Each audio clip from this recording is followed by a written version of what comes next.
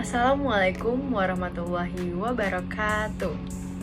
Tak kenal maka tak sayang, maka perkenalkan nama saya Nakia Salsabila dari Universitas Muhammadiyah Profesor Dr. Hamka. Pada saat ini saya menempuh pendidikan pada semester 2 program studi biologi di Fakultas Keguruan dan Ilmu Pendidikan. Adapun tujuan saya dalam pembuatan video ini yaitu untuk pemenuhan ujian akhir semester pada mata kuliah Profesi Pendidikan dengan dosen pengampu Bapak Gufron Amirullah MPD. Pada kesempatan kali ini, saya akan membahas tentang materi asesmen kurikulum merdeka dalam pembelajaran biologi. Nah, tujuan adanya asesmen kurikulum merdeka dalam pembelajaran biologi yaitu untuk mengoptimalkan pembelajaran biologi di dalam kurikulum merdeka.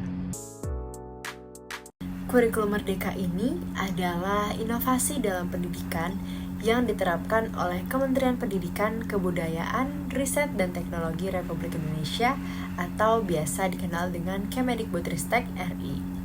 Kurikulum ini bertujuan untuk menunjukkan proses pembelajaran yang inovatif dan mengikuti kebutuhan para peserta didik. Sekarang kita beralih ke asesmen. Asesmen itu apa sih?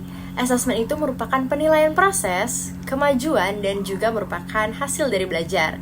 Asesmen dalam kurikulum merdeka ini juga dapat diartikan sebagai penilaian proses, merupakan kemajuan, dan juga hasil dari belajar siswa. Nah, asesmen ini tidak hanya mengukur penguasaan materi pengetahuan yang sesuai dengan kurikulum saja, tetapi asesmen ini juga dirancang sedemikian rupa khusus untuk mengetahui kualitas pendidikan secara menyeluruh dan juga melakukan perbaikan atas mutu pendidikan yang dirasanya masih kurang. Oke, sekarang kita beralih ke jenis-jenis asesmen. Nah, jenis-jenis asesmen itu ada apa aja sih? Yang pertama itu ada asesmen formatif dan juga asesmen sumatif. Nah, untuk asesmen formatif ini digunakan untuk memantau dan juga memperbaiki proses dari pembelajaran itu sendiri. Jadi, hasil asesmen formatif ini digunakan untuk memberikan umpan balik kepada siswa dan juga gurunya sehingga pembelajaran ini dapat disesuaikan dengan kebutuhan masing-masing dari individu peserta didik. Selanjutnya, untuk asesmen sumatif ini itu digunakan untuk mengukur pencapaian hasil belajar pada akhir suatu periode pembelajaran, seperti misalnya akhir bab atau akhir semester ataupun di akhir tahun ajaran. Nah, hasil dari asesmen sumatif ini itu digunakan untuk menentukan nilai akhir atau penilaian akhir atau kelulusan atau juga promosi ke jenjang-jenjang selanjutnya.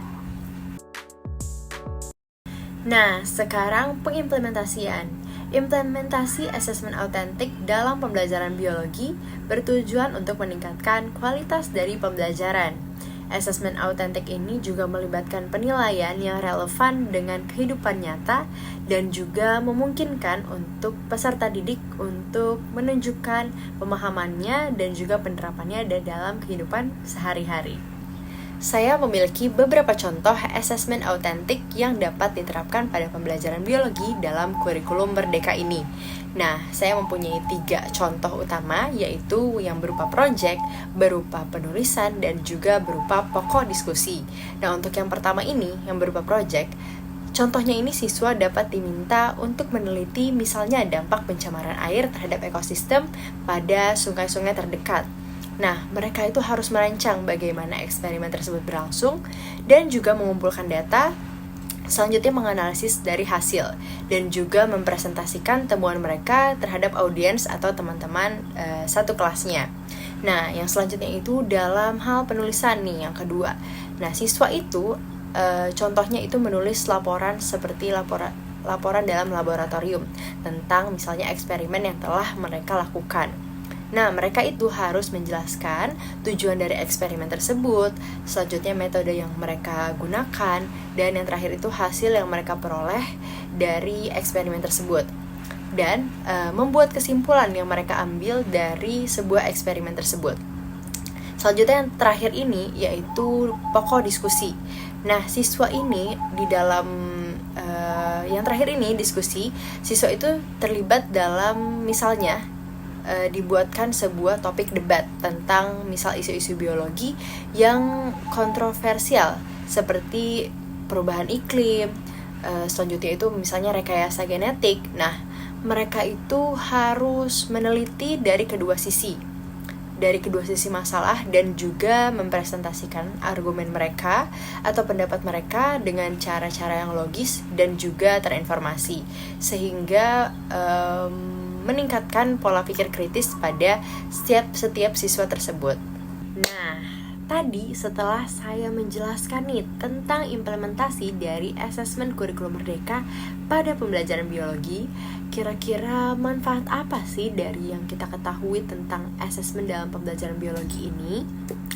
Manfaatnya pasti ada banyak. Yang pertama ini saya akan sebutkan untuk guru dulu.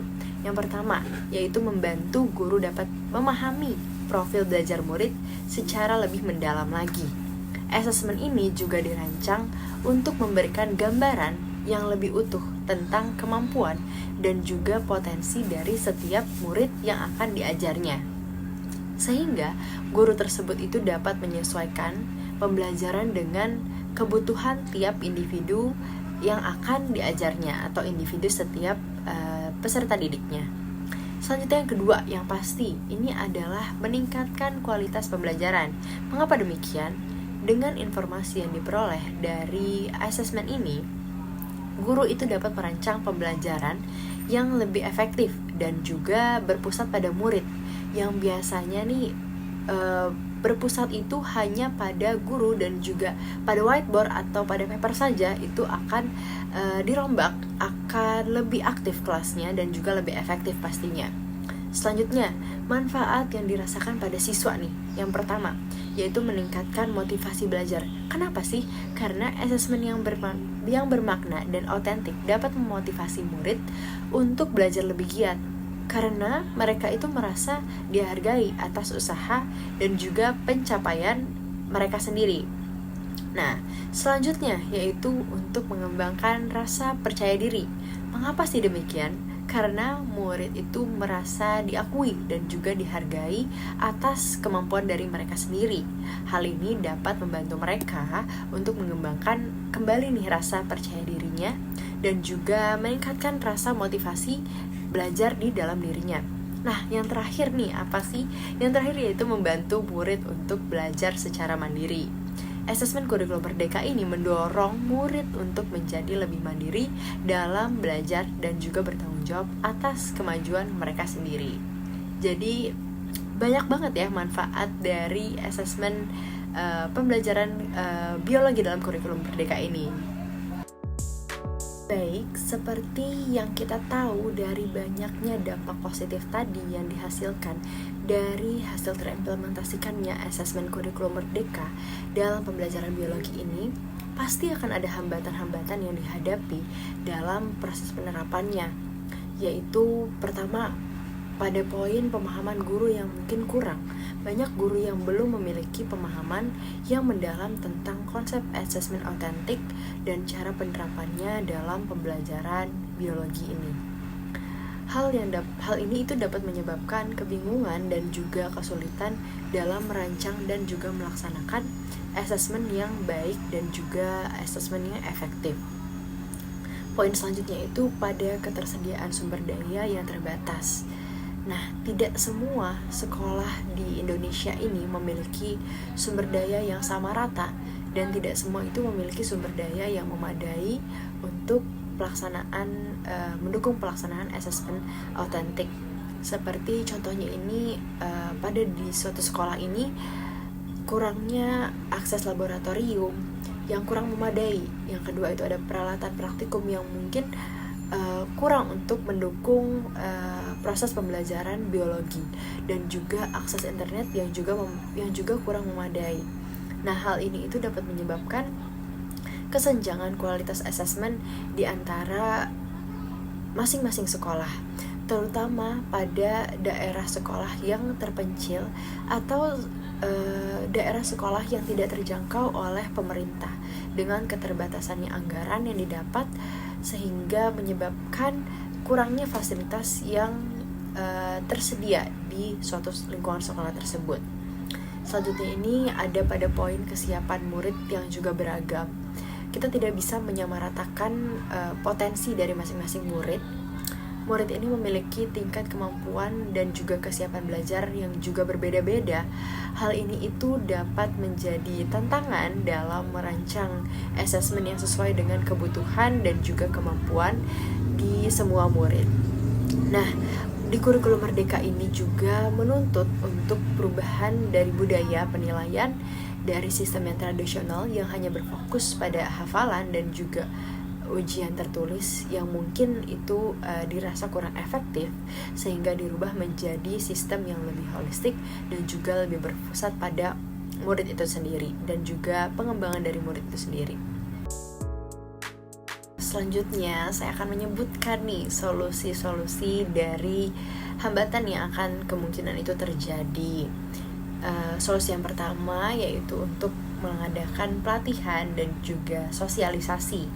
Ini tuh perlu diadakan pelatihan dan sosialisasi ini untuk yang bersifat komprehensif dan juga berkelanjutan bagi guru, untuk meningkatkan pemahamannya kembali mengenai pemahaman mereka tentang asesmen autentik dan juga penerapannya dalam pembelajaran biologi di dalam kelas.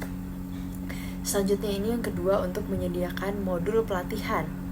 Kemendikbud itu perlu menyediakan modul pelatihan yang mudah dipahami dan juga aplikatif bagi para guru, serta paduan yang jelas tentang pelaksanaan dari asesmen kurikulum Merdeka ini di dalam kelas.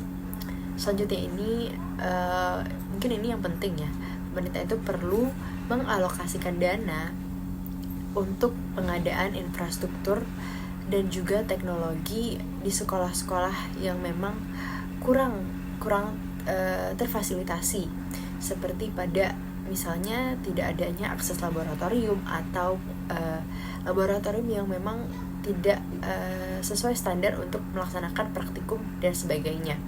Selanjutnya akses internet dan juga alat-alat praktikum yang mungkin akan menunjang untuk terciptanya asesmen biologi yang baik dan efisien. Selanjutnya ini untuk pemanfaatan di bagian teknologi. Guru ini juga perlu didorong untuk pemanfaatan teknologi dalam proses pembelajaran asesmen tersebut, seperti platform pembelajaran daring. Selanjutnya itu aplikasi yang bersifat edukasi dan juga media sosial yang bersifat itu edukatif. Selanjutnya menurut saya ini yang cukup penting, yaitu melibatkan pakar biologi dan juga pendidikan dalam proses pengembangan instrumen asesmen ini untuk kembali memastikan kualitas dan juga validitasnya. Selanjutnya ini yang terakhir, yaitu saling membangun komunikasi yang terbuka dan juga konstruktif. Komunikasi ini sangat penting dilakukan antara guru, murid, orang tua, dan juga pemangku kepentingan lainnya untuk memastikan kelancaran dari proses implementasi kurikulum Merdeka dalam pembelajaran biologi ini, guna untuk